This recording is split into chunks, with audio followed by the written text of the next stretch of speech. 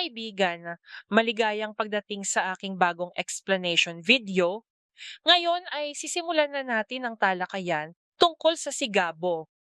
Kung nagustuhan ninyo ang video, huwag kalimutang mag-subscribe sa aming channel na Series Explained PH. Para sa mga nanonood mula sa Facebook, ang link ng aming YouTube channel ay nasa video description. I-click lamang ang link at mag-subscribe upang makatanggap ng lahat ng mga update. Maraming salamat po sa inyong suporta.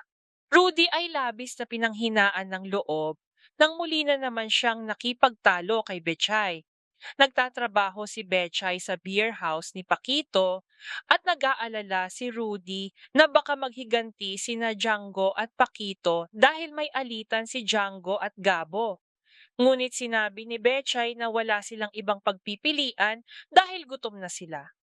Idinagdag pa niyang wala siyang kinalaman sa gulo ni Gabo at Django. Ngunit sabi ni Rudy, pag-uusapan sila ng buong barangay kapag nalaman nilang doon nagtatrabaho si Bechay. Gayunpaman, nagpatuloy si Bechay sa pagtatrabaho. Pinilit niyang mag-uwi ng pera dahil kailangan iyon ni Rudy para sa kanyang gamutan.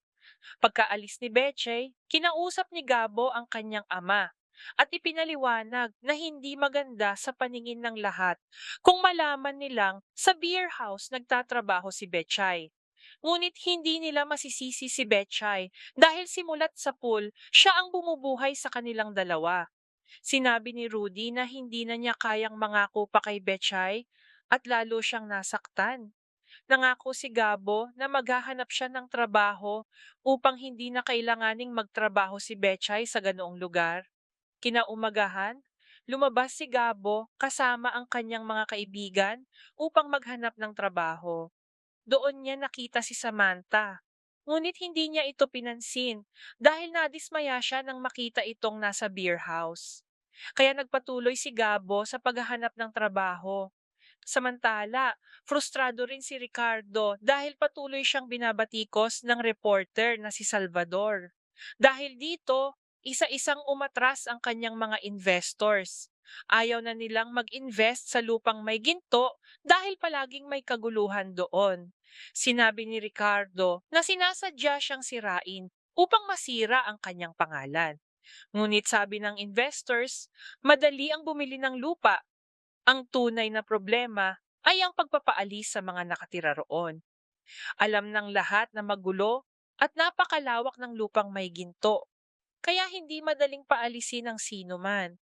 Labis na nabigo si Ricardo at ibinuhos ang kanyang galit kay Samantha. Nalaman niyang si Samantha ang humarap kay Sante, kaya dito sila nag-away. Hindi matanggap ni Ricardo dahil naniniwala siyang dinudungisan ni Samantha ang kanilang pangalan. Hindi niya matanggap na ang bunso niyang anak ang paulit-ulit na sumisira sa kanilang reputasyon. Kaya sinabi ni Ricardo na mas mabuti pang siya ang mawala. Ngunit ang panganay nilang anak ay hindi dapat mawala. Nagalit ang kanyang asawa dahil napakasakit ng mga sinabi ni Ricardo. Anak pa rin nila si Samantha at anuman ang mangyari, hindi dapat magsalita ng ganoon si Ricardo. Samantala, nagkaroon ng malaking kaguluhan sa lupang may ginto dahil maraming lalaki ang nawawala at walang nakakaalam kung saan sila dinala. Lumapit ang kanilang mga anak kay Gabo at nagreklamo. Nagsimulang maghanap ng solusyon si Gabo at sabay-sabay silang pumunta sa NLEA upang i-report ito. Ngunit hindi sila pinansin at sinabihang mag-file ng reklamo sa police station. Dahil walang nangyari, bumalik si Gabo at ang kanyang mga kasama sa lupang may ginto at nagsimulang maghanap sa kanilang paraan. Doon ay nakatagpo sila ng isang lalaking nagsabing alam niya kung saan matatagpuan ang mga nawawala. Dinala sila roon at nakita nilang maraming lalaki ang binubugbog. Ngunit nakatakas si Gabo at ang kanyang mga kasama sa pamamagitan ng taktika. Pagkatapos nito, pumunta si Gabo kay Paps at humingi ng trabaho. Sinabi ni Paps na may ilang misyon na maaaring gawin ni Gabo. Ngunit may mga misyon na nangangailangan ng paghahanda. Ngunit sinabi ni Gabo na handa siya sa anumang misyon dahil napakalaki ng kanilang pangangailangan. Sa unang misyon, maraming nagawa si Gabo na parang isang bayani, tagapagtanggol ng lahat. Samantala, ang pamilya Zafra, lalo na si Lucas, ay nagplano ng atakihin si Samantha. Sa huli, inatake nila si Samantha at nabihag siya. Hindi na malaya ni Ricardo na ang pagrebelde ni Samantha ay maglalagay sa kanya sa panganib dahil ngayon ay nakakulong na si Samantha sa mga Zafra. Nagbigay sila ng kondisyon. Ipinahayag ni Mariano na palalayain nila si Samantha kung ibibigay ni Ricardo si Victor sa kanila.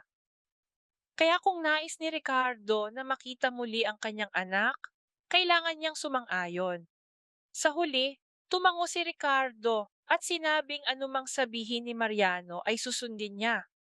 Pagkatapos nito, inatake ng mga Zafra ang lugar ni Mr. Chan, ngunit nabigo sila at nakatakas si Victor. Pinalaya rin ni Mariano si Samantha at sinabing tapos na ang kanilang usapan at wala na silang balak maghigante dahil nakuha na nila si Victor. Samantala, nag-isip si Victor ng paghihiganti laban sa taong nagpakulong sa kanya. Kumalat ang kanyang pangalan sa social media, kaya mabilis niyang nakilala si Gabo.